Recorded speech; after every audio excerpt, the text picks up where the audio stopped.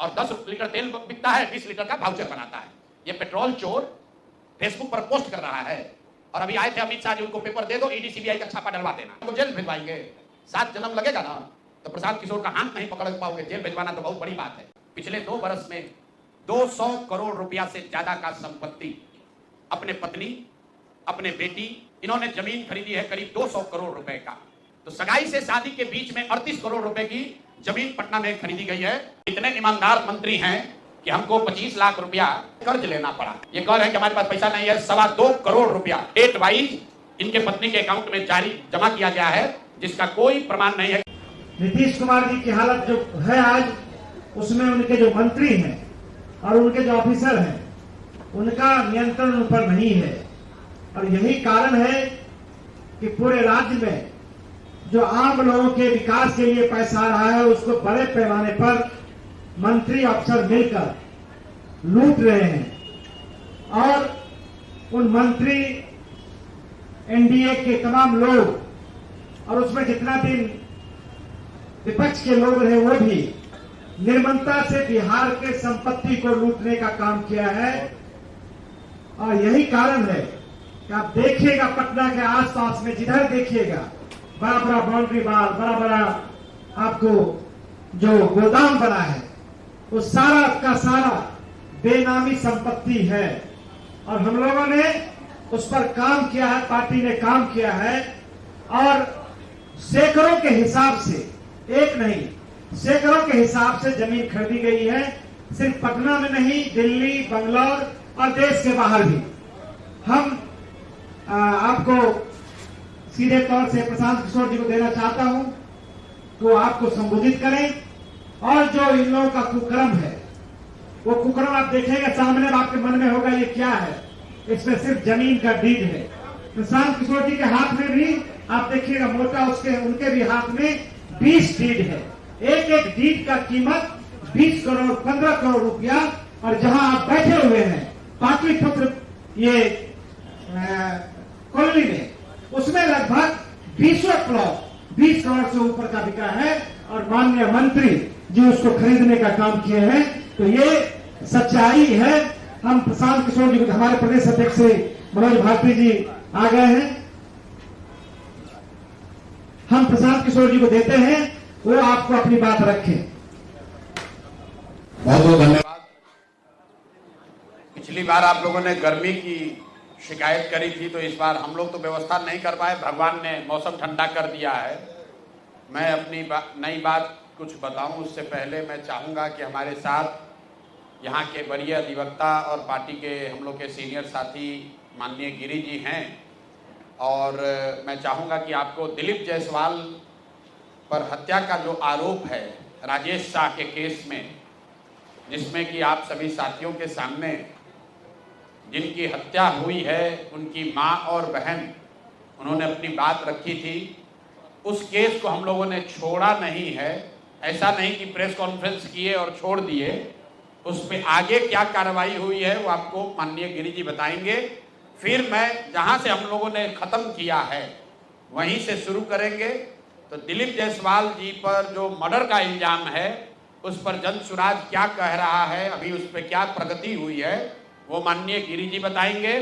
उसके बाद हम लोग मंगल पांडे जी से शुरू करेंगे, क्योंकि मैंने बिहार की जनता को वादा किया है कि 25 लाख रुपए का हिसाब दे दिए, जिसके बारे में उन्होंने स्वीकार कर लिया कि हमने पैसा लिया था अपने पिताजी के अकाउंट के माध्यम से। बाकी का अभी तक उन्होंने हिसाब नहीं दिया, तो आगे वो चर्चा होगी। पहले दिलीप जायसवाल जी पर जो राजेश शाह जी के हत्या का आरोप है, जिसमें कोर्ट में मामला विचाराधीन था, उस मामले में क्या हुआ और हम लोग क्या कर रहे हैं, उस पर मैं चाहूंगा कि माननीय गिरी जी एक अपडेट दे दें।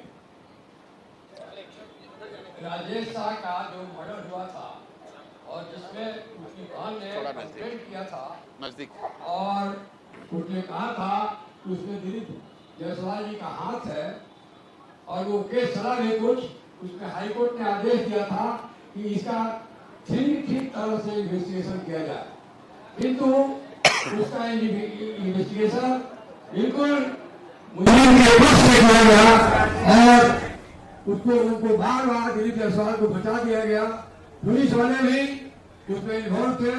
उस समय के जो सुप्रीटेंडेंट थे उन्होंने एक ऐसा फाइनल रिपोर्ट दिला दिया जो हाई कोर्ट के डायरेक्शन के बावजूद के खिलाफ था। सारा पेपर हम लोगों ने एग्जामिन किया है और अब लगता है कि ये जो कल्प्रिट है वो बच नहीं पाएंगे। हम लोगों ने एक दूसरा मुकदमा दायर किया है उस पीड़िता उच्च बहन की तरफ से, जन सुराग के सहयोग से वो केस किया गया है और उसमें हम लोगों ने दिखाया है कि किस तरह इन्वेस्टिगेशन को दिग्भ्रमित कर उसको रियल जो जायसवाल जी उसमें इन्वॉल्व है और लोग जो टोटली इन्वॉल्व है उनको बचाने के लिए उस समय का एसपी और एसपी को कैसे रिमांड मिला, उनकी पत्नी को एडमिशन करा के वहां से पीजी की डिग्री दी गई, ये सब बातों को लिखते हुए हम लोगों ने एक याचिका दायर की है हाईकोर्ट में। इसकी सुनवाई जल्द होगी और दूध का दूध और पानी का पानी होगा। इसका इन्वेस्टिगेशन किसी हायर एजेंसी से कराया जाएगा, ये हम लोगों ने प्रेयर किया है, या तो सीबीआई या कोई इंडिपेंडेंट एजेंसी से इसका जांच करा के इसकी सत्यता को लाया जाए। हम लोग इतना ही चाहते हैं कि जो कल्पित रियल कल्पित मर्डर हुआ है तो किसी ने मारा है, किसी की साजिश है, इसको न छिपाया जाए और पुलिस जो छिपाई है उसको उजागर किया जाए। और आगे हम जब केस का अब प्रिलिमिनरी हियरिंग होगी तो फिर हम आगे का प्रोग्राम बताएंगे आप लोग। धन्यवाद। जैसा कि उन्होंने बताया कि जिस केस को पुलिस और लोअर कोर्ट को एक तरीके से मैनेज करके दिलीप जायसवाल ने अपने लिए क्लीन चिट हासिल कर लिया था, उस केस को फिर से खोलने के लिए जन सुराग पीड़ित महिला और दोनों जो उनकी मां और बहन है उनके साथ हम लोग हाईकोर्ट में मूव किए हैं। अब आ जाइए मंगल पांडे पर। जैसा कि आपको बताया गया था, मंगल पांडे ने द्वारका में जब पूरे देश में कोविड का दौर चल रहा था तो बिहार के स्वास्थ्य मंत्री घर खरीदने में लगे हुए थे। एक उसका किस्त मैंने आपको बताया था कि 25 लाख रुपया किस अकाउंट से आया, वो मंगल पांडे जी के ने पैसा दिलीप जायसवाल से लिया और सीधे न लेकर पहले अपने पिताजी के अकाउंट में पैसा लिया, फिर पिताजी के अकाउंट से अपने पत्नी उर्मिला पांडे जी के नाम पर पैसा लिया और उस अकाउंट से ही उस फ्लैट के मालिक को भुगतान किया गया। तो दिलीप जायसवाल जी ने एक बात ये कहा, अपने डिफेंस में दो बात उन्होंने कही। एक कि हम इतने ईमानदार मंत्री हैं कि हमको 25 लाख रुपया की जरूरत पड़ी तो हमको पिताजी से कर्ज लेना पड़ा, ऐसा उनका दावा है। ऐसा उन्होंने कहा कि हमको 25 लाख कर्ज लेना पड़ा, हम इतने ईमानदार हैं। तो हम लोगों ने, हम आपको अकाउंट नंबर जारी कर रहे हैं, उर्मिला पांडे जी जो उनकी पत्नी हैं, account number Punjab national bank का है, नोट कर लीजिए 141819, पूरा अकाउंट नंबर अगर लीजिएगा तो 149900141819। इस अकाउंट में ये कह रहे हैं कि हमारे पास पैसा नहीं है, 2.25 करोड़ रुपया, 2.25 करोड़ रुपया डेट वाइज इनके पत्नी के अकाउंट में जारी जमा किया गया है, जिसका कोई प्रमाण नहीं है कि पैसा आया कहां से। 2 करोड़ रुपया से ज्यादा, 2 करोड़ 12 लाख से ज्यादा रुपया साल 2019 और 20 में जमा हुआ है। अकाउंट नंबर है पंजाब नेशनल बैंक का, नोट कर लीजिए 141-819 141819। तो अब दिलीप जायसवाल मंगल पांडे जी बता दें कि अगर आपके पास फ्लैट के लिए 25 लाख रुपया नहीं था जो आप दिलीप जायसवाल से अपने पिताजी के जरिए कर्ज लिए, तो ये आपके पत्नी के अकाउंट में 2 करोड़ 12 लाख रुपया कहां से आ गया? और अगर आया तो इसको घोषित क्यों नहीं किया? और अगर इसको वो बताएंगे तो इसके बाद हम उनको ये भी बताएंगे कि ये 2 करोड़ 12 लाख रुपया किसके किसके अकाउंट से आया है। तो अभी एक बार उनको इतना पर छोड़ रहे हैं कि वही अभी से भी मान ले, जैसे अपना 25 लाख का गलती माने, इसका भी मान लें कि ये 2 करोड़ 12 लाख रुपया कहां से आया है। नहीं मानेंगे तो ये भी उनको बताया जाएगा कि ये 2 करोड़ 12 लाख रुपया इस अकाउंट में कहां से आया है। तो मंगल पांडे जी पर ये पूरा हो गया। अब आ जाइए, दूसरे बड़े नेता हैं यहाँ के सम्राट चौधरी, यहाँ के उप मुख्यमंत्री हैं। भाई साहब नाम बदलने के विशेषज्ञ हैं। कई लोग, पिछली बार हमने आपको बताया था और लोग जानते भी हैं कि इनका नाम था राकेश कुमार, बाद में हुआ राकेश कुमार उर्फ सम्राट चौधरी। ये पूरी सच्चाई नहीं है, इनका ओरिजिनल नाम है सम्राट कुमार मौर्य। पहला नाम इनका है सम्राट कुमार मौर्य। 1998 में इन पर एक मर्डर का इल्जाम लगा। सदानंद सिंह जो वहां पर कांग्रेस के बड़े नेता थे और इनके परिवार के राजनीतिक विरोधी थे, उनको बम से मारकर उनकी हत्या कर दी गई, जिसमें लोग बताते हैं 6 लोगों की मृत्यु हुई।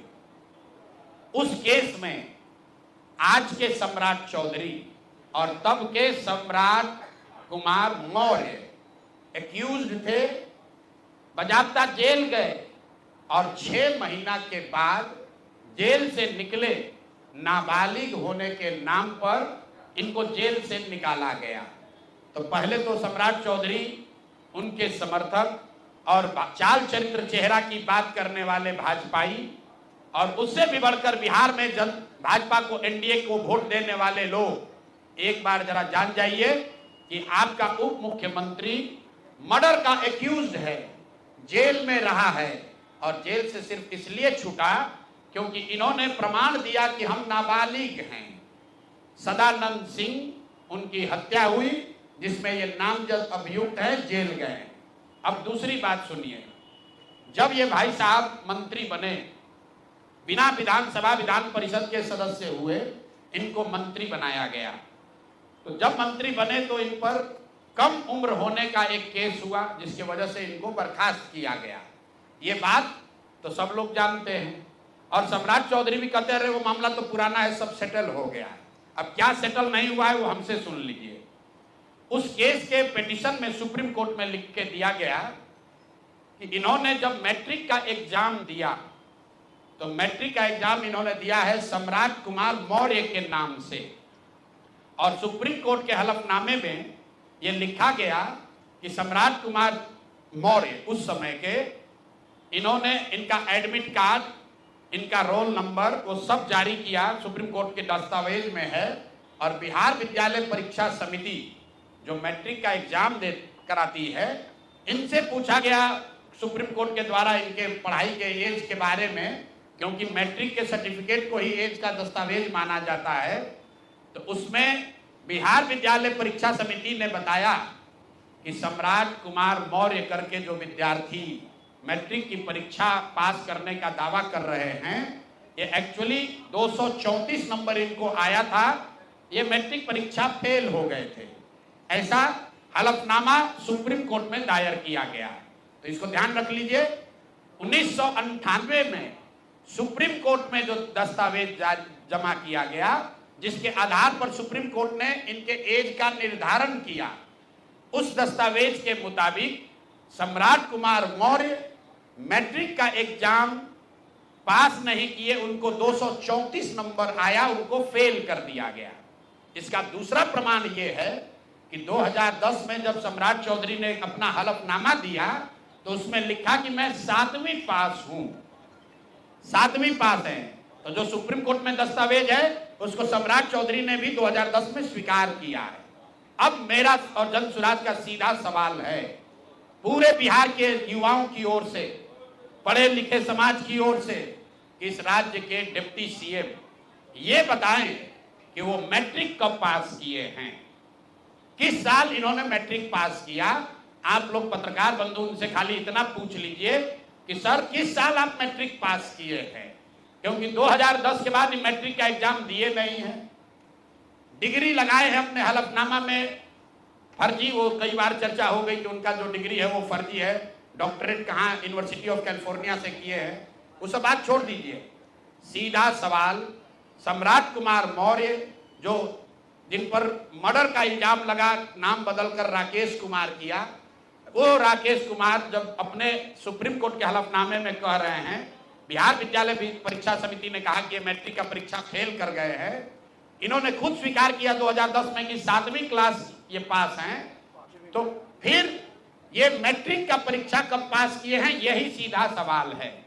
ये बहुत बड़ा बड़ा लंबा लंबा फेंकते हैं, कभी मुरेठा बांध कर कभी मुरेठा खोल के। ये आदमी इतना फर्जी है, ये मैट्रिक का परीक्षा पास ही नहीं किया। तो बिहार की जनता को ये जानकारी होनी चाहिए कि ये मैट्रिक भी पास नहीं किया है आदमी और दावा कर रहा है कि हम डिलीट का डॉक्टरेट ऑफ लिटरेचर किए हैं यूनिवर्सिटी ऑफ कैलिफोर्निया से। आप बताइए कि बिहार में कोई अगर क्लर्क, कोई सिपाही, कोई अफसर अगर गलत डिग्री के साथ पकड़ लिया जाए, नौकरी तो जाएगी ही जाएगी, जेल भी जाएगा। ये आदमी डिप्टी सीएम है, फर्जीवाड़ा किया है, मर्डर के केस में जेल गया है, 7वीं पास होने का सर्टिफिकेट लिखा है अपने एफिडेविट में, और आज तक इलेक्शन कमीशन भी नहीं पूछ रहा है कि मेरे भाई तुम डिलीट कर लिए, मैट्रिक कब पास किए? क्या बिना मैट्रिक पास किए डिलीट कर लिए? तो ये इनसे सवाल है, आप लोग नहीं पूछिएगा तो इस बार जब हलफनामा लड़ने आएंगे चुनाव, तो इनका जो भी विरोधी होगा इनसे पूछेगा कि भैया मैट्रिक कब पास किया, उसका सर्टिफिकेट लगाओ। अपने चुनावी हलफनामा में भाई साहब 10वां 12वीं का बात नहीं करते हैं, सीधे बात किया कि हम ग्रेजुएशन किए हैं कामराज यूनिवर्सिटी से, जो है ही नहीं। उसके बाद कह दिया डॉक्टरेट ऑफ लिटरेचर कर लिए यूनिवर्सिटी ऑफ कैलिफोर्निया से। तो ये हैं हम लोग के नाम बदलू नेता सम्राट कुमार मौर्य उर्फ राकेश कुमार उर्फ सम्राट कुमार चौधरी उर्फ 7वीं फेल उर्फ यूनिवर्सिटी ऑफ कैलिफोर्निया से डॉक्टरेट ऑफ लिटरेचर करने वाले बिहार के उप मुख्यमंत्री, भाजपा के बड़े नेता। इनका देखिए चाल चरित्र और चेहरा, मर्डर के इल्जाम में जेल काटकर आया। मेरे भाई भाजपा के जितने वोटर हो, आप राजद को कहते हो जंगल राज की बात, राजद वाले जंगल राज के लिए दोषी हैं, उसके लिए जनता ने उनको सत्ता से हटा दिया, लालू जी को जेल जाना पड़ा। और ये सब जो मैं रोज कहता हूं कंबल उड़कर घी पीने वाले लोग, पहले राजद में था तो वहां पर भी गुंडागर्दी किया, और अब भाजपा में आकर यहां भी लूट मार कर रहा है, पूरे राज्य का स्थिति बर्बाद कर रहा है। अब ये हो गए सम्राट चौधरी। अब आप लोग कहिएगा क्या 2-3 को लेकर आए हैं? इसलिए कि आप लोग कहते हैं कि भैया आप रोज रोज करेंगे तो कहे भाई रोज पत्रकारी कर रहे हैं। इतना चोर है यहाँ, इतना दस्तावेज आ गया है कि एक ही बार सोचे कि चारों को कर दिया जाए। जो 4 यहाँ के शीर्षस्थ नेता हैं एनडीए के, दिलीप जायसवाल, मंगल पांडे, सम्राट चौधरी, अब आ जाइए यहाँ के भ्रष्टतम नेता सर्वदलीय अशोक चौधरी, माननीय मुख्यमंत्री नीतीश कुमार के दाहिने हाथ। इनका हालत देखिए, ये तो आदमी पूरे बिहार में रिकॉर्ड बना दिया भ्रष्टाचार का।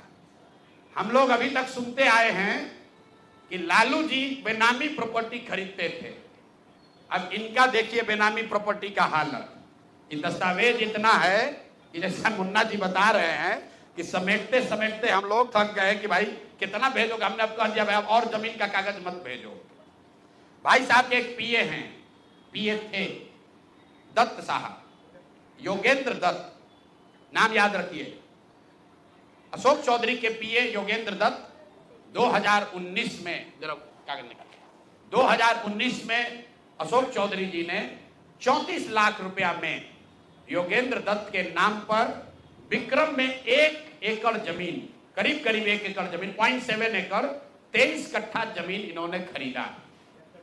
76 डिसमिल जमीन है, जो 23-23 कट्ठा होता है, करीब करीब 0.7 एकड़। विक्रम में 34 लाख में जमीन खरीदा गया योगेंद्र दत्त के नाम पर, जो उस समय अशोक चौधरी के पीए थे। अब सुनिए इसमें कहानी। 2 बरस के बाद दत्त साहब ने वो जमीन ट्रांसफर रजिस्ट्री कर दिया अशोक चौधरी के बेटी और अभी के सांसद शांभवी चौधरी के नाम पर 34 लाख रुपया में। इसका डीड है, ये डीड आपको जारी करेंगे, आप देख लीजिएगा। अब इसमें नई बात, अच्छी बात क्या है, नई बात क्या है, 34 लाख रुपया में जो दत्त साहब ने जमीन खरीदी थी और यहां रजिस्ट्रार ऑफिस में लिखा गया 34 लाख रुपए में दत्त बेच रहे हैं जमीन शांभवी चौधरी को, और एक दत्त साहब को पैसा कितना गया बैंक से, 10 लाख रुपया। वो बैंक का अकाउंट डिटेल है, जरा दीजिए, तारीख आपको बता देते हैं कि 2 साल के बाद जो जमीन अशोक चौधरी ने अपने पीए के नाम पर खरीदी थी, वही जमीन वापस 2 बरस के बाद अपने बेटी के नाम पर लिखवा लिया, और 34 लाख के रुपए के जमीन के एवज में अशोक चौधरी ने दत्त साहब को 10 लाख रुपया बैंक से भेजा। यहां तक भी बात ठीक है भाई, ये कह सकते हैं कि हम बाद में पैसा दिए होंगे। इसी बीच इनकी बेटी चुनाव लड़ने चली गई, तो इनकम टैक्स ने इनको नोटिस किया कि भाई आपकी जो प्रॉपर्टी है वो 34 लाख की है और बैंक में आप सिर्फ 10 लाख रुपया दिखा रहे हैं, बाकी का पैसा कहां है? तो 10 लाख जमीन इनकी रजिस्ट्री हुई है। उसके एक दिन बाद, तारीख नोट कर लीजिए, 20 फरवरी 2021 को 10 लाख रुपया इन्होंने अपने पीए के अकाउंट में डाला है। अकाउंट यहां पर डिटेल आपको दे देंगे। और 34 लाख रुपए का जमीन वापस इनसे ले लिया। जब इनकम टैक्स ने नोटिस रेज किया कि जमीन है 34 लाख का और अकाउंट में सिर्फ 10 लाख रुपया ही दिख रहा है, तो 4 बरस के बाद 27 अप्रैल 2025 को जमीन लिखवाया है 2021 में। इनका क्रेडिबिलिटी देखिए, जमीन रजिस्ट्रार ने लिख दिया। हम जाते हैं, उसको खड़ा करके पूछता है भैया कहां है रुपया, कहां दिए? ये 19 में इन्होंने बेनामी जमीन खरीदी पीए के नाम पर, 21 में उस जमीन को वापस अपने बेटी के नाम पर लिखवाया। 10 लाख रुपया का ट्रांजैक्शन हुआ। जब इनकम टैक्स ने नोटिस रेज किया तो भाई साहब ने जान बचाने के लिए 27 अप्रैल 2025 को, मतलब बेटी के एमपी बनने के बाद 25 लाख रुपया मिस्टर दत्त को फिर इन्होंने बैंक से ट्रांसफर किया। तो मैं आपके जरिए अशोक चौधरी जी, जो अपने आप को महादेव का भक्त बताते हैं, हमको तो लक्ष्मी के ही भक्त ज्यादा दिखते हैं, महादेव के भक्त नहीं हैं, ये लक्ष्मी के भक्त हैं। अगर आपने 34 लाख रुपए की जमीन अपने पीए से अपने बेटी के नाम पर खरीदी तो उसका भुगतान क्यों नहीं किया? 10 लाख ही क्यों भुगतान किया? और अगर आप कहते हैं कि 10 लाख ही भुगतान तय हुआ था, तो फिर बाद में 25 लाख रुपया 3 बरस के बाद इनकम टैक्स के नोटिस आने के बाद क्यों किया? अब आपको हम एक छोटा सा केस बता रहे हैं, इसका वैल्यू 34 लाख है, लेकिन आपको ये इसलिए बता रहे हैं कि इनका मोडस ऑपरेंडी क्या है, क्योंकि उसके बाद अब जो आपको बताएंगे, ये भाई साहब पिछले 2 बरस में 200 करोड़ रुपया से ज्यादा का संपत्ति, 200 करोड़ रुपए से ज्यादा का संपत्ति अपने पत्नी, अपने बेटी, अपने समधन, उनसे जुड़ा हुआ एक ट्रस्ट, मानव वैभव विकास ट्रस्ट, इसके माध्यम से इन्होंने जमीन खरीदी है करीब 200 करोड़ रुपए का। और सारा डीड, एक जिस दिन का ट्रांजैक्शन है वो सारा डीड आपको यहां पर, आप चाहे तो उसका फोटोकॉपी ले सकते हैं। मैं एक बात क्लियर कर लूं, यहां जो मानव वैभव विकास ट्रस्ट है, हमारे पास उसके खिलाफ सबूत नहीं है। हम ये बता रहे हैं कि जब इनकी बेटी का एंगेजमेंट हुआ है, उसके बाद से अचानक से मानव विकास वैभव ट्रस्ट जो है, जो कुणाल साहब के परिवार से जुड़ा हुआ ट्रस्ट है, और उसमें यहाँ के बड़े कुछ पदाधिकारी भी हैं, जियालाल आर्य बहुत ईमानदार व्यक्ति हैं, वो भी ट्रस्टी हैं। तो मैं आपके जरिए उनसे भी आग्रह करूंगा कि सर, आप तो जीवन भर ईमानदारी के लिए आपका नाम हम लोग जानते हैं, ये बताएं कि आपके ये न्यास के माध्यम से सैकड़ों करोड़ रुपए की जमीन कहां से खरीदी जा रही है? ये पैसा कहां से आ रहा है? ये पैसा कहां से आ रहा है? क्योंकि इस ट्रस्ट के ट्रस्टी जो कुणाल साहब की पत्नी हैं, उनके बेटे हैं, इनमें और अशोक चौधरी के पत्नी के बीच में डेली का बैंकिंग ट्रांजैक्शन का रिकॉर्ड हम लोग के पास है। तो मैं अभी सिर्फ इतना ही आपको बता रहा हूं कि पिछले 2 वर्षों में जब अशोक चौधरी की बेटी की सगाई हो गई, तो सगाई से शादी के बीच में 38 करोड़ रुपए की जमीन पटना में खरीदी गई है। टोटल 38 करोड़ 44 लाख 40 हजार इतने रुपए का तो चेक से पेमेंट हुआ है। चेक से पेमेंट हुआ है 38 करोड़ 44 लाख 40 हजार। 12/5/2022 को पहली जमीन ली गई 23 करोड़ 40 लाख 30 हजार में। 12/5/2022 को एक दूसरी जमीन ली गई जिसकी कीमत है 8 करोड़ 89 लाख 70 हजार। 8 दिन के बाद 20 मई 2022 को फिर एक तीसरी जमीन ली गई जिसका वैल्यू है 3 करोड़ 44 लाख 41 हजार। फिर 2 महीने के बाद 14 अप्रैल 2022 को जमीन खरीदी गई 7 करोड़ 20 लाख का। फिर 4 दिन के बाद 18 जुलाई 2022 को जमीन खरीदा गया 15 करोड़ 50 लाख का। और ये सारी जमीन इंगेजमेंट और शादी के बीच के डेट है, उतना ही आपको बता रहे हैं। और ये सारी जमीन का मालिकाना हक अशोक चौधरी के पत्नी या सायन कुणाल, उनकी माताजी अनीता कुणाल या उनसे जुड़ा हुआ जो ट्रस्ट है उसके नाम पर है। तो भाई, जिस ट्रस्ट में 1 करोड़ की जमीन भी नहीं खरीदी जा रही थी, जैसे ही इनका बेटी से एंगेजमेंट हुआ उस ट्रस्ट से सैकड़ों करोड़ रुपए की जमीन खरीदी जा रही है। तो ये पब्लिक इंटरेस्ट में है कि ट्रस्ट से जुड़े हुए लोग ये आपको बताएं कि आखिर इतना पैसा उस ट्रस्ट में न्यास में आ कहां से रहा है, और अशोक चौधरी जी या उनकी पत्नी जो उस न्यास में मेंबर नहीं हैं, उनसे इनका सीधा क्या संबंध है। हम लोग के पास जो पेपर है उसके मुताबिक करीब करीब 200 करोड़ रुपए की जमीन खरीदी गई है इनके द्वारा, अशोक चौधरी और इनके परिवार के द्वारा। और ट्रस्ट में जियालाल आर्या के साथ साथ एक महिला भी हैं जिसको लोग बता रहे हैं कि अभी के मुख्य सचिव प्रत्यय अमृत की माता जी हैं। तो अभी के मुख्य सचिव की माता जी शायद उस ट्रस्ट में है, मैं उसको कंफर्म नहीं कर रहा हूं, लेकिन मुझे ये जानकारी अभी आते आते किसी ने दिया है। तो इस ट्रस्ट के बारे में पता कर लीजिए। अशोक चौधरी को ये बताना चाहिए कि इस ट्रस्ट से उनका क्या लेना देना है, और अगर कुछ लेना देना नहीं है तो इस ट्रस्ट की ट्रेजरर जो अनीता जी हैं, कुणाल साहब की पत्नी, उनके अकाउंट से इनके पत्नी के अकाउंट में इतना पैसा कैसे आ रहा है, ये बात अशोक चौधरी जी को बताना चाहिए। तो भैया ये 3 चीज हो गए। अब अंतिम छोट भैया नेता है पेट्रोल चोर संजय जायसवाल। भाई एक उनका लेटर दे दीजिए। छोट भैया है, जब दूसरे सब धाराशायी हो गए तो पीछे छटपटा रहे हैं। अब इन पर ज्यादा कुछ बोलेंगे तो इनका भाव बढ़ जाएगा।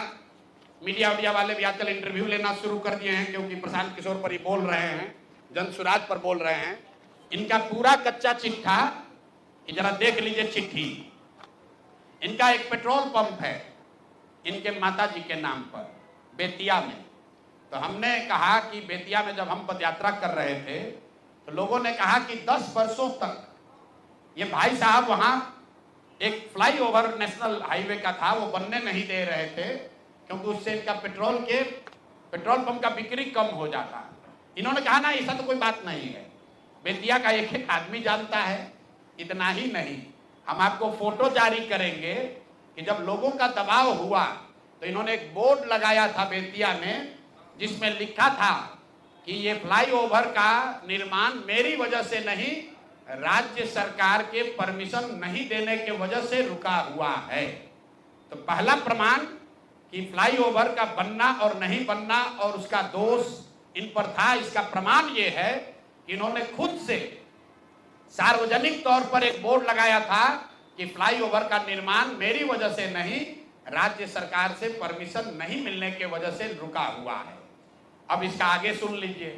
2015 में भाजपा और नीतीश जी गठबंधन में नहीं थे, तो जब इन्होंने दोष लगाया राज्य सरकार पर, तो तब के जदयू के अध्यक्ष, जिला अध्यक्ष डॉक्टर NN शाही, जो वहां के बहुत प्रतिष्ठित व्यक्ति हैं, बड़े डॉक्टर हैं, जदयू के जिला अध्यक्ष थे, उन्होंने संजय जायसवाल को खुली चुनौती दी कि आपने जो बोर्ड लगाया है ये गलत है।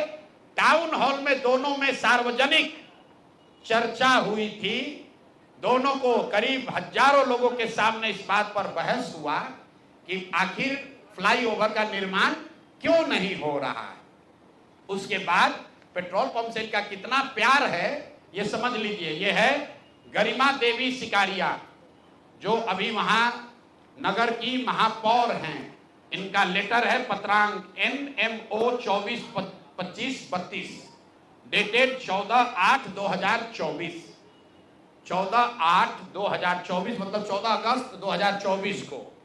जरा इसमें इसका एक पारा पढ़ के आपको सुना देते।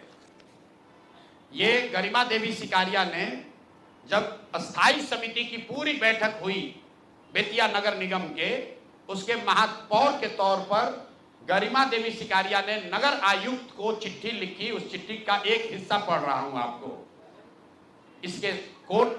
इसके साथ ही अस्थाई समिति की संपन्न बैठक 13/11/2023 पहली बैठक, 28/2/2024 दूसरी बैठक, 29/6/2024 तीसरी बैठक, 24/7/2024 चौथी बैठक और 4/7/2024 5 बैठकों में छावनी स्थित, छावनी उस इलाके का नाम है, छावनी स्थित पेट्रोल पंप को, जो संजय जायसवाल के भाई का पेट्रोल पंप है, इन्हीं का पेट्रोल पंप है, इनके पिताजी के समय का है, इनके भाई के नाम पर है।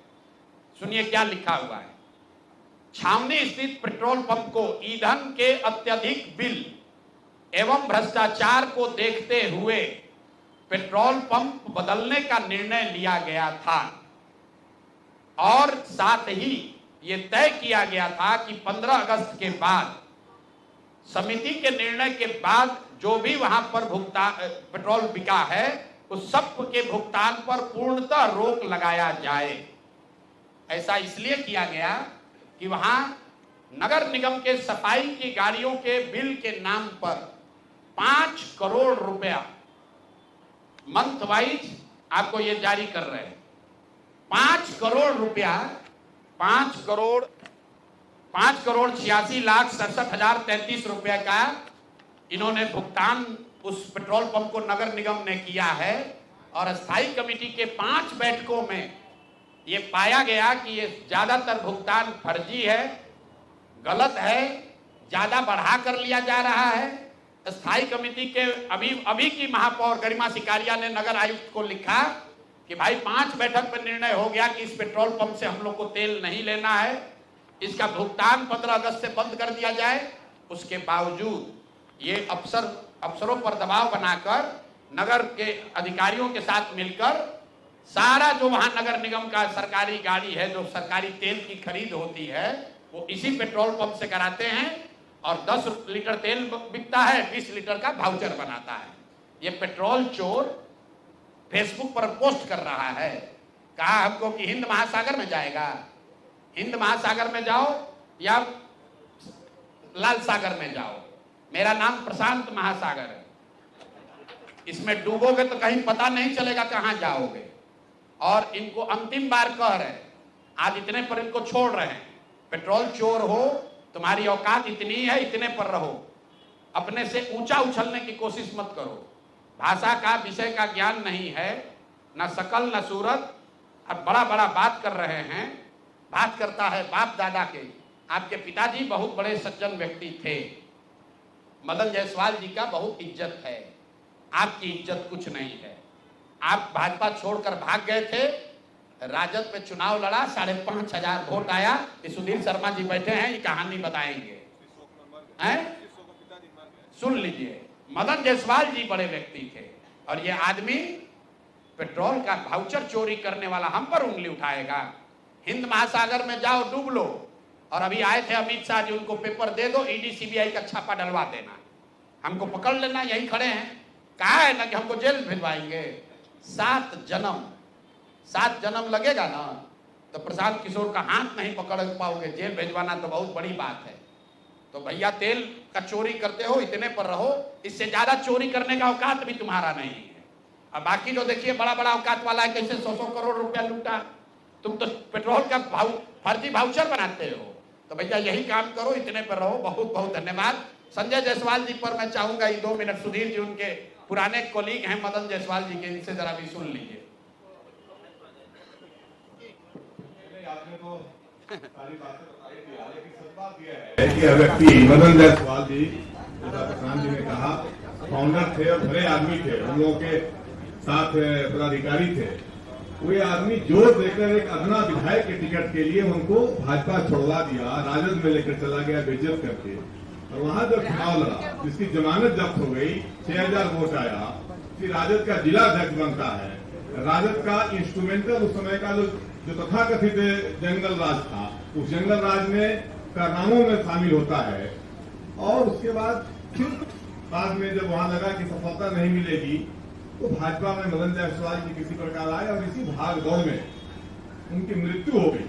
इस शोक में, इस कपूत के कारण मदन जायसवाल जी दुनिया से चले गए और आज फिर किसी कारण से सांसद बन जाने से कोई नेता नहीं होता है। और बीजेपी का दुर्भाग्य है जो संजय जायसवाल जैसा आदमी भारतीय जनता पार्टी का अध्यक्ष बना, वो अनडेवलप्ड बच्चा के जैसा आज भी चेहरा बनाया रखता है, जैसे विकलांग बच्चे जैसे होते हैं, लेरुआ बच्चा समझते हैं ना, लाज इसका गिरते रहता है, उसी प्रकार का इसका अपीयरेंस है। और यह व्यक्ति प्रशांत किशोर के खिलाफ क्या लड़ाई लड़े? प्रशांत किशोर ने पॉलिटिकल बात कहा है और तुम्हारे ऊपर बिल्कुल जो है सो जो आरोप लगाया है वह बिल्कुल सही आरोप है। तो अब इस विषय को जंदी भाषा का जो इस्तेमाल कर रहा है, तो प्रशांत किशोर बनने में संजय जायसवाल को अगला जन्म लेना होगा। बाद के जन्म की मैं बात नहीं करता हूं। और इनके गुरु घंटाल लोग प्रशांत किशोर के सामने नहीं टिकते हैं तो संजय जायसवाल क्या टिकेंगे? ये तो भाजपा के दुर्भाग्यपूर्ण नेतृत्वकर्ता उपज है। ऐसी स्थिति में भाजपा का अध्यक्ष हो जाए। आज भी बेतिया से लेकर कैमूर तक सब जिला का नाम नहीं बता सकता है। मैं दावा करता हूं अगर एक बार मैं बता दे तो मैं राजनीति छोड़ दूंगा। तो इसलिए संजय जायसवाल अपनी सीमा में रहे, अपनी औकात में रहे और ज्यादा फड़फड़ाए नहीं। और प्रशांत किशोर के बारे में बेबुनियाद बात कहने से आपका कोई व्यक्तित्व ऊंचा नहीं होगा, बल्कि बहुत ही आप जिस औकात में उसी औकात में रहें। बहुत बहुत धन्यवाद। एक मिनट बस कंक्लूड कर लें, क्योंकि बोले हैं कि मेरा जन्म बक्सर में हुआ है। आदमी को ये भी नहीं पता है मेरा जन्म बक्सर में नहीं हुआ है, रोहतास में हुआ है, करगहर में हुआ है, वो भी उसको नहीं मालूम है। जिस हिंद महासागर की बात कर रहा है तो भैया हिंद महासागर को डूबो ऑस्ट्रेलिया जाएगा, तमिलनाडु जाएगा। भाई आपकी सरकार है बिहार में और लोग मानते हैं कि भैया नरेंद्र मोदी का नारा है कि न खाएंगे न खाने देंगे। आप इतने बड़े नेता हैं, आपके पास सबूत मिल गया है तो पत्रकारों को काहे दे रहे हो? कल अमित शाह आए थे, उन्हीं को दे देते सबूत। आज हमको ईडी सीबीआई से छापा करके पकड़वा लो, पता चल जाएगा कि किसके पास कितना पैसा है। तो ये फालतू की बात है। ये हमारी गलती है कि इन पर बोलकर वो कीचड़ में कंकड़ फेंकिएगा तो अपना ही शरीर गंदा होगा। तो मैं अब कैमरे पे ये भी मान लिया कि हमने हमारी गलती हो गई कि ऐसे तेल चोर से हमने बात कर दी। देखिए हम ऐसे बात करते नहीं हैं। हम बेतिया में 3 साल पहले पैदल चले, लोगों ने उस समय कहा हमने छोड़ो यार क्या इस पर बोलेंगे। लेकिन जब दिलीप जायसवाल पर बात हो रही थी तो बीच में आदमी उछल कर आ गया और यही फेसबुक पर टीका टिप्पणी करते थे तो नीतीश कुमार ने इसको अध्यक्ष से हटवाया था, भाजपा के अध्यक्ष से नीतीश जी ने हटवाया था। फेसबुक पर लिखता था जदयू को तोड़ देंगे, सरकार बना लेंगे, सोचता था मुख्यमंत्री बन जाएंगे। यही है ना भाई, 60 किलोग्राम वजन है, 80 किलोग्राम में जाकर लड़ोगे तो मार देंगे लोग, मुंह हाथ टूट जाएगा। तो जिस वर्ग में हो उसी वर्ग में लड़ाई लड़ो तो अच्छा लगेगा। बाकी आपके जो बड़े यहाँ नेता हैं, आपके दिलीप जायसवाल जी हैं, मूर्छित होकर गिरे हुए हैं, उनको उठाइए। जो मंगल पांडे जी हैं उनको बताइए कि बता दें कि 2 करोड़ 12 लाख कहाँ से लाए हैं पैसा। आई जो हेलीकॉप्टर वाला नेता है सर्वदलीय अशोक चौधरी, ये बता दे कि 200 करोड़ रुपया का संपत्ति खरीदा है कि नहीं खरीदा है। और सम्राट चौधरी जो डिप्टी सीएम है वो बता दे कि भैया हर 2 वर्ष में तुम अपना नाम काहे बदलते हो भाई। सम्राट कुमार मौर्य हुए, मर्डर का इल्जाम लगा तो नाम बदल के राकेश कुमार कर लिए। राकेश कुमार नाम हुआ, उसमें फिर पकड़े गए तो बदल के सम्राट राकेश कुमार और सम्राट चौधरी कर लिया और फिर राकेश कुमार को गायब कर दिया, अब सम्राट चौधरी है। तो ये सबसे बड़ी जो बात है, ये सारे लोग राजद के लोग हैं। आप ध्यान से देखिए, वो चाहे दिलीप जायसवाल हो, वो चाहे संजय जायसवाल हो या फिर अशोक चौधरी हो, ये भाजपा के लोग नहीं हैं, भाजपा में बाद में आए हैं। ये सब ओरिजिनल एक ही थैली के चट्टे पट्टे हैं। तो मैंने पिछली बार कहा था कि आज की भाजपा कैलाशपति मिश्रा की भाजपा नहीं है, ये गोविंदाचार्य वाली भाजपा नहीं है, ये ताराकांत झा की भाजपा नहीं है, ये जिन लोगों ने पसीना बहाकर भाजपा बनाया उसकी भाजपा नहीं है। तो जितने लोग एनडीए को वोट दे रहे हैं बिहार में, भाई देख लो, ये सब रंगा सियार है, ये सब राजद का गुंडा बदमाश लुटेरा है जो आज भाजपा में बैठ के अपना चाल चरित्र चेहरा सुधारने की कोशिश कर रहा है। और भाजपा का दोष ये है कि ऐसे ही लोगों को रखकर सामने ये कंबल ओढ़कर घी पी रहे हैं, पूरा बिहार को लूट रहे हैं। अब आपका कोई सवाल होगा तो जो लोग यहाँ मंच पर बैठे हैं सब आप किसी से सवाल कर सकते हैं। बहाली को लेकर सवाल उठ रहा है, बताइए भाई मुन्ना जी, बहाली के एक्सपर्ट यही है। 400 अभी बहाली हो रहा है और 400 बहाली करने पर हर एक दल के नेता प्रतिपक्ष के भी लोग हैं उसमें, और कोई दल नहीं बचा हुआ है जिनका उसमें बहाली कोटा नहीं दिया गया। लेकिन जो बहाली हुआ है वो बड़े पैमाने पर पैसा का उगाही किया गया है। इतना ही नहीं, 2020 में भी जब बहाली हुई थी 300 से ज्यादा पद पर, उसमें भी बड़े पैमाने पर पैसा वसूला गया था। विधान परिषद में महाराष्ट्र के लोग बहाली हो रहे हैं। ये इस तरह से पूरा विधानसभा और विधान परिषद जो संवैधानिक पद पर लोग बैठे हुए हैं उसने उसको तार तार कर दिया है और एक तरह से बिहार के नौजवानों के साथ भविष्य खिलवाड़ किया जा रहा है, उसके साथ धोखा दे रहा है। अब नीतीश कुमार जी धृतराष्ट्र बनकर देख रहे हैं कि बिहार के नौजवान के साथ किस तरह से नाइंसाफी हो रही है।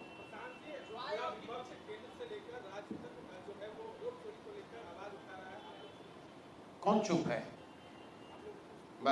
हर दिन कहा गया, जब सुप्रीम कोर्ट ने निर्णय दे दिया और जितनी मांग उठाई गई, सुप्रीम कोर्ट ने कह दिया कि आधार को डॉक्यूमेंट मान लिया जाए, तो फिर कहाँ मामला बनता है? भाई राहुल गांधी बिहार के लिए नहीं कहें, वो राहुल गांधी ने कल जो मामला उठाया है वो कर्नाटक का मामला है, वो बिहार का मामला नहीं है। और हम लोग बिहार के चुनाव को देख रहे हैं, हम लोग बिहार को देख रहे हैं। ये प्रयास है कि मोदी जी आए तो राहुल गांधी को गाली दे, राहुल गांधी आए मोदी जी को गाली दे, बिहार की बात कोई न करे। आप बताइए, मोदी जी 5 बार आए, एक बार भी बताया कि बिहार में बाढ़ की स्थिति क्या है? क्या बताया कि बिहार में एक गांव जवनिया गंगा के गोद में समाहित हो गया? क्या आपने कोई बयान मोदी जी से सुना? मोदी जी से नहीं सुने तो आप राहुल गांधी से भी नहीं सुने। मोदी जी आकर राहुल गांधी को गरिया रहे हैं, राहुल गांधी आकर मोदी को गाली दे रहे हैं। भाई उससे बिहार के लोगों का क्या लेना देना है? तुम्हारी लड़ाई दिल्ली की है, उसको तुम बिहार में क्यों लेकर आ रहे हो? बिहार का लड़का तो जब दिल्ली जाता है मजदूरी करने और वहां के लोग उसको अपमानित करते हैं, मारते हैं, तो ना मोदी बोलते हैं ना राहुल गांधी बोलते हैं। जब बॉम्बे में बिहार के बच्चों को, हिंदी भाषियों को मारा गया, तो एक मारने वाला राज ठाकरे टुटपुंजिया वहां का नेता है, लंपन एलिमेंट है, वो भाजपा का सहयोगी है, और दूसरा उद्धव ठाकरे वो महागठबंधन के सहयोगी है। उस पर किसी ने बोला? तो हम लोग बिहार को विषयांतर नहीं होने देना चाहते हैं। और इसका असर ये है कि जब सुराज ने पेंशन का मुद्दा उठाया तो आज 1100 पेंशन मिलने लगा। कुछ लोग कह रहा है कि तेजस्वी यादव के कहने पर हुआ। तो भाई तेजस्वी यादव तो बीच में 3 वर्ष थे, डिप्टी सीएम थे ना तेजस्वी यादव, काहे नहीं 400 से बढ़ा के 410 कर दिया? ये जन सुराज की ताकत है, लोगों की ताकत है, एक नए विकल्प की ताकत है कि वृद्धों का पेंशन जो 20 वर्ष 400 से बढ़कर 410 नहीं हुआ, वो आज 1100 हो गया। आशा वर्कर 2 वर्ष से यहां संघर्ष कर रही थी, कुछ नहीं हुआ, उनका मानदेय बढ़ गया। आंगनबाड़ी वर्कर उनका सैलरी बढ़ गया, रसोईया की सैलरी बढ़ गई। महिलाओं को 10,000 रुपया झूठा ही देने के लिए जो 2 लाख रुपए का वादा किया, सबसे पहले मुद्दा किसने उठाया? 2 बरस तक किसी के काम पर जू नहीं रहेगा। ये जन सुराज के साथियों ने घर घर जाकर 1 करोड़ लोगों से जब हस्ताक्षर कराया, तो आज सरकार कह रही है कि उसमें 10,000 रुपया का पहला किस्त जारी करेंगे। वो भी नहीं करेगा, वोट के समय बेवकूफ बनाने के लिए लोगों से फार्म भरवा रहा है। ये जन सुराज की ताकत है कि 2015 में जो युवाओं के लिए वादा किया गया था कि अनएम्प्लॉयड यूथ को कम से कम 1,000 रुपया दिया जाएगा, 2 दिन पहले अभी उसकी घोषणा हुई है। लेकिन ये घोषणा सरकार नहीं कर रही है, सरकार में बैठे हुए 4 अफसर कर रहे हैं। इसका प्रमाण देखिए कि नीतीश कुमार ने अपने 15 अगस्त के भाषण में जो यहां पर जीविका के लिए जो घोषणा की, उस पर अफसरों ने कहा कि नहीं, वो स्लिप ऑफ टंग था, वो गलती से मतलब नीतीश जी के मुंह से निकल गया था। तो नीतीश जी को पता ही नहीं है, जो भ्रष्ट अफसर है वो चाहता है किसी तरह ये व्यवस्था बनी रहे ताकि लूट का दौर जो अभी चल रहा है ये आगे भी चलता रहे। यही लोग हर दिन एक नई घोषणा कर रहे हैं, बिना सोचे समझे कि भाई करेंगे नहीं करेंगे। किसी तरह जनता को बेवकूफ बनाकर वोट ले लो, उसके बाद नेता को देखा जाएगा, हम लोग तो अफसर हैं, हम लोग लूटेंगे ही। इसलिए मेरे भाई, जनता इस बार संभल गई है। वो जान रही है कि तिजोरी का चाबी इस तिजोरी को इसलिए खोला गया है ताकि जनता को बेवकूफ बनाकर वोट लिया जा सके। जब गलती से भी जनता ने इनको वोट दे दिया तो ये जितने भ्रष्ट हैं, मैं अराजक की बात नहीं कर रहा हूं, ये चारों नेताओं की बात जो हुई है सब एनडीए के नेता हैं, जदयू भाजपा के नेता हैं, ये लोग अफसरों के साथ मिलकर लूट मचाए हुए हैं। बिहार में आज जितना भ्रष्टाचार है, इतना भ्रष्टाचार जीवन में कभी नहीं किसी ने देखा था। और अगर निचले स्तर पर इतना भ्रष्टाचार लोगों को देखना पड़ रहा है, इसका मतलब है कि कहीं ना कहीं ऊपर तक तो पैसा पहुंच रहा है।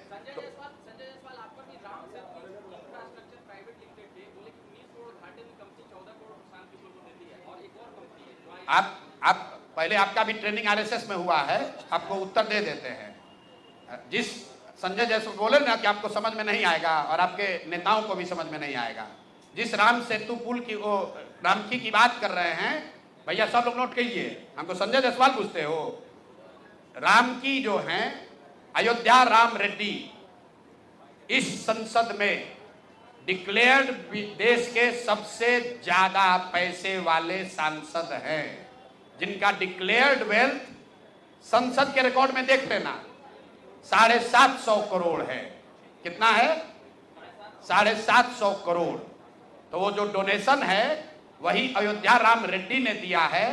जो मैं बात रोज कहता हूं कि हमको पैसा वो देते हैं जिनको हमने कभी मदद की है। और अयोध्या राम रेड्डी YSRCP के MP हैं। सब जब आते हो ना, आधा सुनो मेरी बात, अरे सुनो ना यार, तो तुम सवाल किए बिना तैयारी के हम उत्तर दे रहे हैं, सुन लो। तुम भैया हो संघ के पत्रकार, सुनो तो मेरी बात, तुम संघ के पत्रकार हो, सब लोग देखो हंस रहा है, तो सवाल लाए हो तो उसका उत्तर सुन लो। अयोध्या राम, सुन तो लो भाई, अयोध्या रामी रेड्डी इस लोकसभा राज्यसभा के सबसे धनी, सबसे ज्यादा डिक्लेयर्ड वेल्थ वाले मेंबर पार्लियामेंट हैं। और उन्होंने अपनी एक कंपनी से जन स्वराज को डोनेट किया है, क्योंकि किसी जमाने में जब हम वहां काम करते थे तब अयोध्या रामी रेड्डी MP बने थे। समझ में आ गया? तो यही बोले थे ना कि हिंद महासागर में डूबोगे ना तो उसी में निपट जाओगे।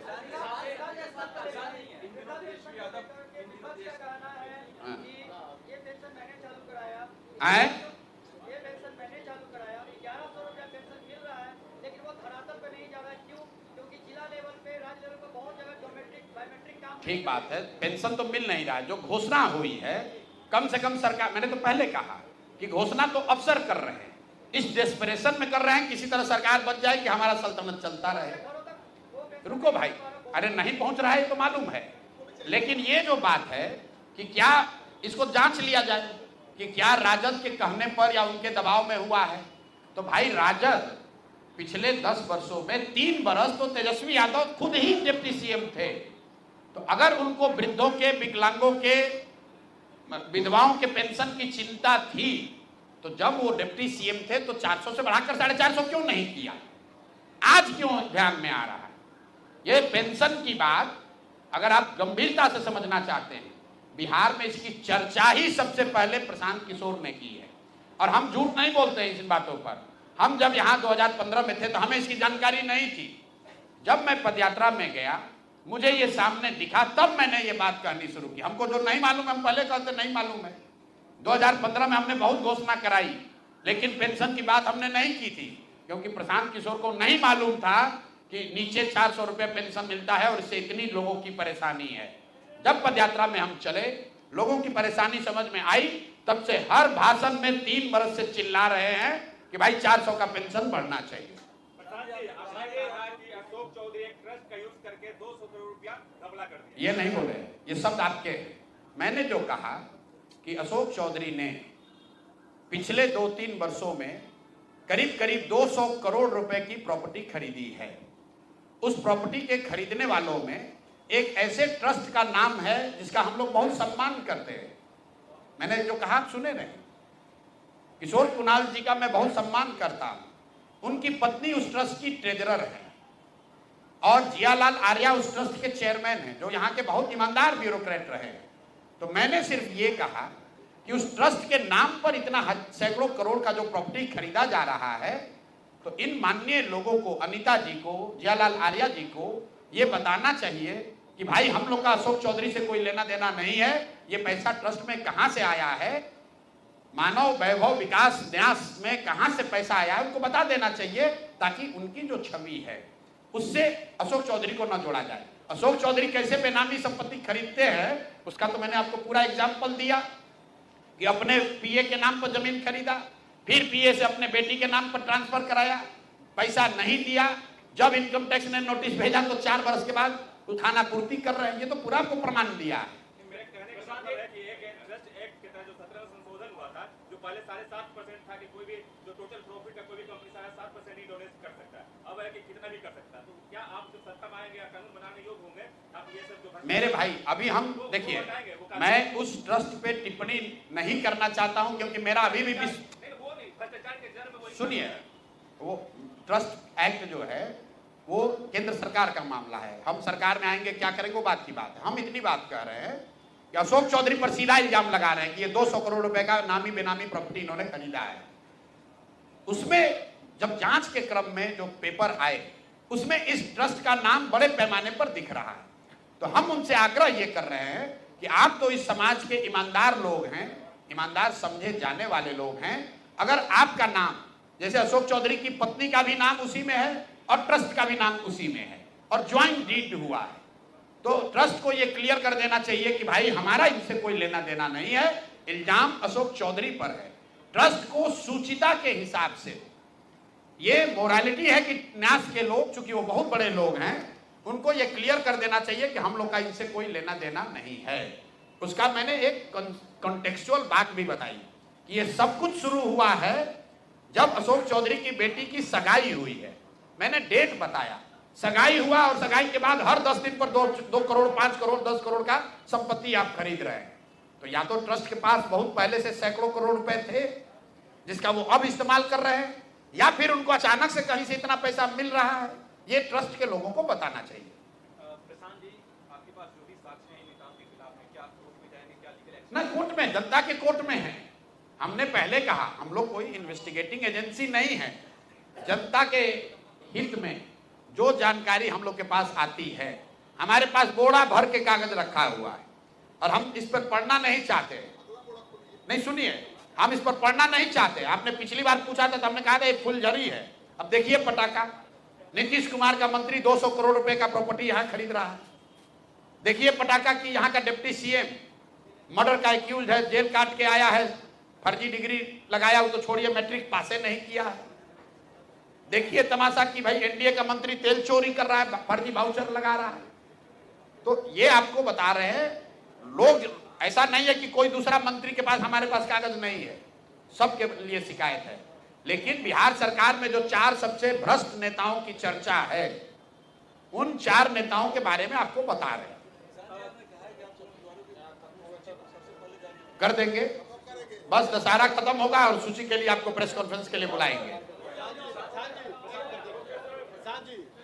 भाजपा के 3 मंत्री को आपने भाजपा और जदयू जगह कर दिया, जदयू के क्यों किए आप सब? अब आप बता दीजिए जदयू में किसका सुनना चाहते हैं आप लोग पत्रकार लोग बता दीजिए, उसी का अगली बार जारी कर दिया जाएगा। अब आप हम लोग तो पब्लिक डिमांड पर बताते हैं। लोग कहते हैं भैया मंगल पांडे के बारे में बोलिए, बहुत चोरी कर रहा है, तो बता रहे हैं।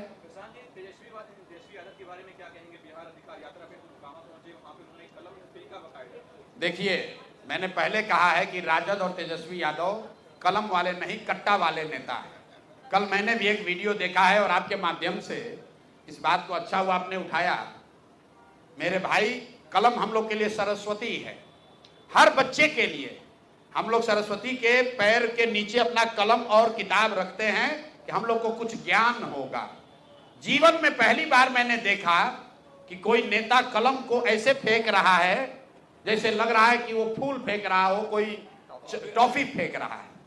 ये सीधे मां सरस्वती का अपमान है। अरे भाई, तुम तो पढ़े नहीं, कम से कम दूसरों मां सरस्वती का अपमान मत करो। लेकिन इनको समझ तो होगी नहीं। अगर कलम का सम्मान ही करने आता तो नौवा फेल रहते। लेकिन मैंने क्या कहा, ये सब अपना बूढ़ा शेर अब कलम का लालच दे रहा है। ये हैं तो कट्टा वाले नेता ही, तो कलम का उपयोग क्या है, कलम का सम्मान क्या है, कलम की गरिमा क्या है, वो तो उसको समझ है नहीं। अपना खड़ा होकर कलम फेंक रहा है, ऐसे कलम को फेंक। हम लोग पेपर गिरता था तो हम लोग उसको उठा के आदमी प्रणाम करता है, बच्चों में अभी भी आदत है। गिरा हुआ पेपर रास्ते में मिलता है, आदमी उसको उठाकर सर पर लगाता है, सरस्वती को प्रणाम करता है। और ये आदमी कलम रोड पर फेंक रहा है, तो ये दिखाता है कि ये लोग किस सोच के, किस विचार के लोग हैं। मैं हमेशा कहता हूं कि इस व्यक्ति के पास सब कुछ है, सिर्फ सरस्वती का वरदान ही नहीं है।